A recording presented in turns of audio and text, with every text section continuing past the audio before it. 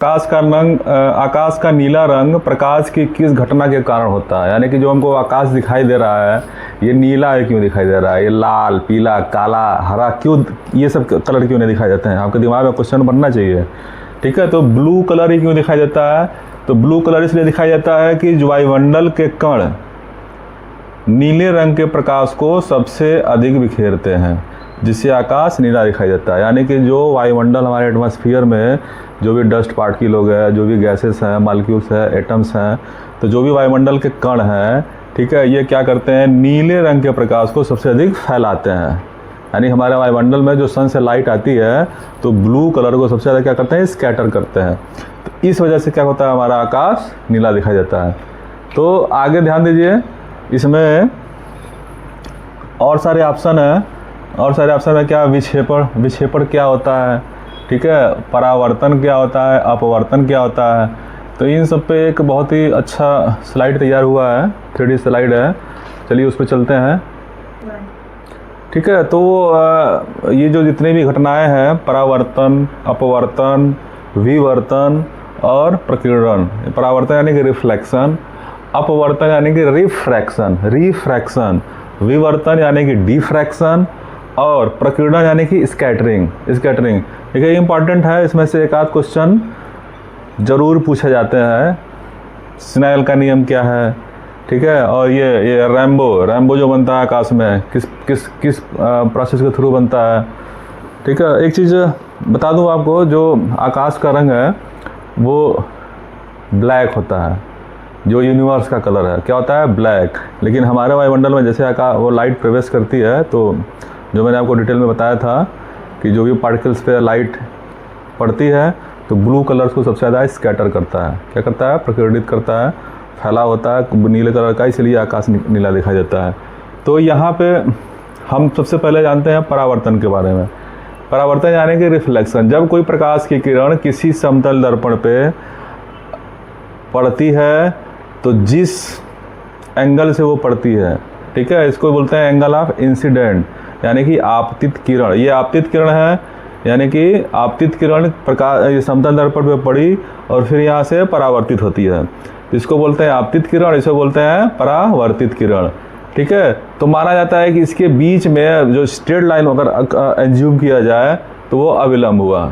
ठीक है, तो अभिलंब से ये अविलंब हो गया, तो अविलंब से आपतित किरण जो कोण बनाती है आई, वही कोण जब परावर्तन के पश्चात सेम एंगल बनाती है, यानी कि इसको angle of incidence is equal to angle of reflection, यानी कि आपतित किरण परावर्तित किरण के बराबर होती है। ठीक है, और ये स्नेल का नियम है। किसका नियम है? स्नेल का। इसको स्नेल का नियम भी बोलते हैं। तो ये आपका परावर्तन समझ में आया। किसी भी समतल दर्पण पे जब कोई किरण इस पर आपतित होती है यानी कि पड़ती है तो वो परावर्तित होती है। ठीक है, तो आपतन कोण क्या होता है? यानी कि जो आपतित किरण है और अभिलंब के बीच जो कोण बना। ठीक है, परावर्तन कोण क्या होता है? जो परावर्तित किरण और अभिलंब के बीच कोण बना, यानी कि आपतन कोण परावर्तन कोण के बराबर होता है। स्नेल का नियम है। ठीक है, क्लियर है। इसके बाद आपका है अपवर्तन। अपवर्तन क्या होता है?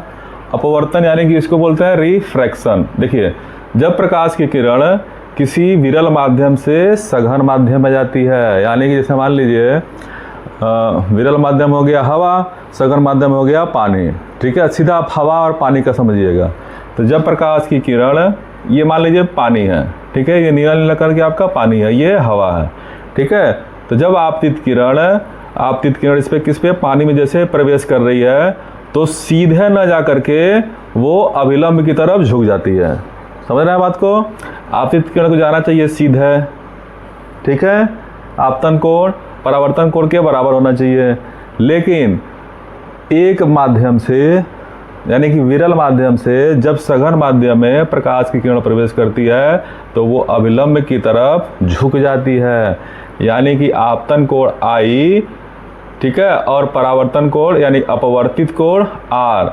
ठीक है, ये दोनों जो है आपका समान नहीं होगा। ठीक है, तो यही होता है आपका क्या? रिफ्रैक्शन यानी कि अपवर्तन।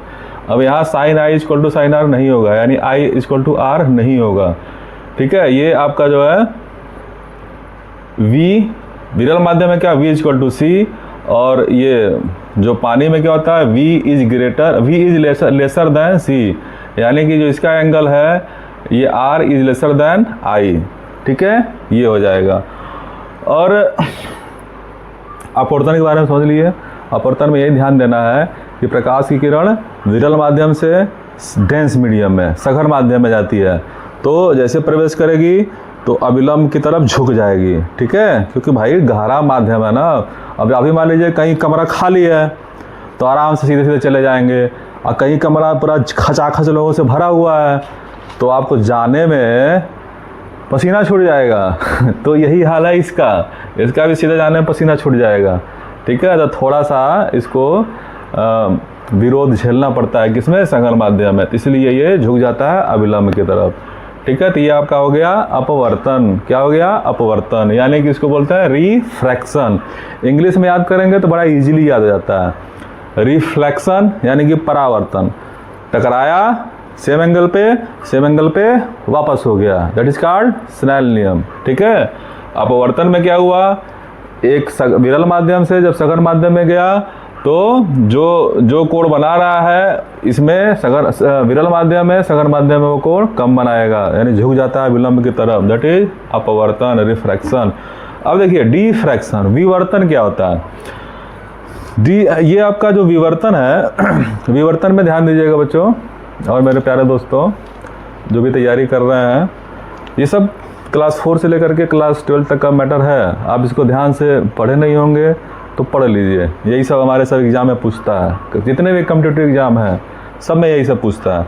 अब विवर्तन यानी डिफ्रैक्शन में क्या हो गया, देखिए ये कोई लाइट का सोर्स है और ये कोई क्या है आपका, मान लीजिए दीवार है, क्या है, दीवार है, दीवार में पतली छेद है, दीवार में क्या है, एक पतली छेद है।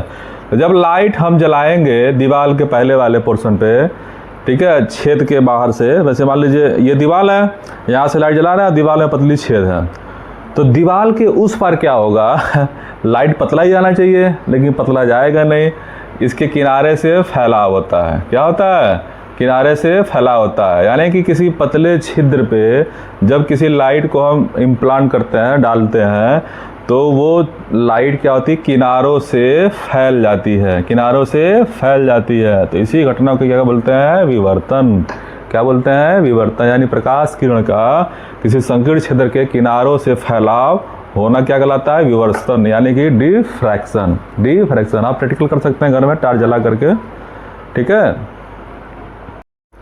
अब ये विवर्तन के बारे में मैंने बता दिया। अब लास्ट में आपका क्या बचा, लास्ट में आ गया ये आपका प्रकीर्णन यानी कि स्कैटरिंग, ठीक है। तो स्कैटरिंग क्या होता है, मैंने आपको बताया था। आप जैसे वही आप एग्जाम्पल ले लीजिए कि आसमान का कलर नीला क्यों दिखाई देता है, तो जो सन की लाइट है, ये वातावरण में जितने भी पार्टिकल्स हैं, डस्ट पार्टिकल हो गया, गैसेस के मॉलिक्यूल एटम्स हो गए, ठीक है, तो उस पर पड़ता है तो लाइट को क्या करता है, स्कैटर करता है। अब ध्यान दीजिएगा, ये जो PDF मैंने बनाया है ये ब्लैक कलर में है, और जो स्कैटरिंग ऑफ लाइट है, देखिए यहाँ पे सब ये जो एटम्स हैं, जो मॉलिक्यूल्स हैं, जो डस्ट के पार्टिकल हैं, ये क्या होते हैं, ब्लू दिखाई दे रहा है, मतलब इधर। अब यहाँ जब स्कैटरिंग ऑफ लाइट हुआ तो मैक्सिमम क्या हो गया, ब्लू हो गया। क्या हो गया? ब्लू हो गया, यानी कि प्रकीर्णित प्रकाश क्या हो गया, ब्लू हो गया।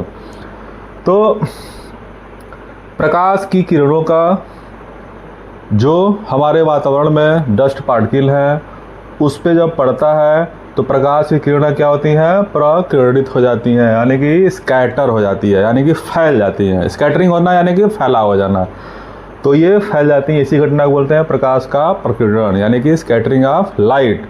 तो स्कैटरिंग ऑफ लाइट में क्या हुआ, लाइट पार्टिकल पे पड़ा और पार्टिकल क्या हो गया, उसको स्कैटर कर दिया, यानी कि फैला दिया।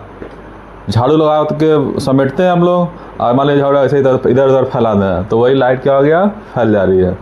तो इसी को बोलते हैं क्या, स्कैटरिंग। अब एक इम्पॉर्टेंट क्वेश्चन है, लाइट में पूछता है कि जो आपका रेनबो बनता है, क्या बनता है, रेनबो। जब भी बारिश होती है तो बारिश के बाद जैसे ही मौसम साफ होता है तो रेनबो बनता है, यानी कि जब वाटर के वेपोर यानी कि वाटर के पार्टिकल जब एटमॉस्फेयर में रहते हैं, ठीक है, तो जब सनलाइट पड़ती है, जैसे ही बादल छटते हैं, सनलाइट पड़ती है उन पानी के बूंदों पे, तो वो भी लाइट को क्या करती है, स्कैटर कर देती हैं। तो लाइट को जब स्कैटरिंग करती हैं तो वहाँ से रेनबो बनता है। और रेनबो रेनबो की घटना लाइट के स्कैटरिंग से होता है, ठीक है, ये इंपॉर्टेंट है। स्कैटरिंग की वजह से ही रेनबो बनता है। और रेनबो में कितने कलर होते हैं? 7। कितने कलर होते हैं? 7।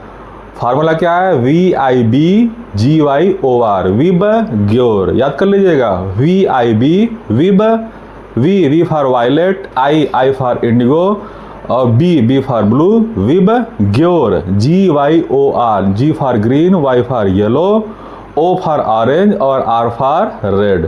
क्लियर है? किसमें? रेनबो में कौन कौन सी लाइट है? ये विब ग्योर लाइट है। क्लियर है? तो ये आपका चैप्टर, ये टॉपिक आपका जो है लाइट का ख़त्म होता है। इसमें से अक्सर एक क्वेश्चन पूछे जाते हैं ये चारों घटनाओं पे, तो आप इसको अच्छे तरीके से समझ गए होंगे। चलिए नेक्स्ट क्वेश्चन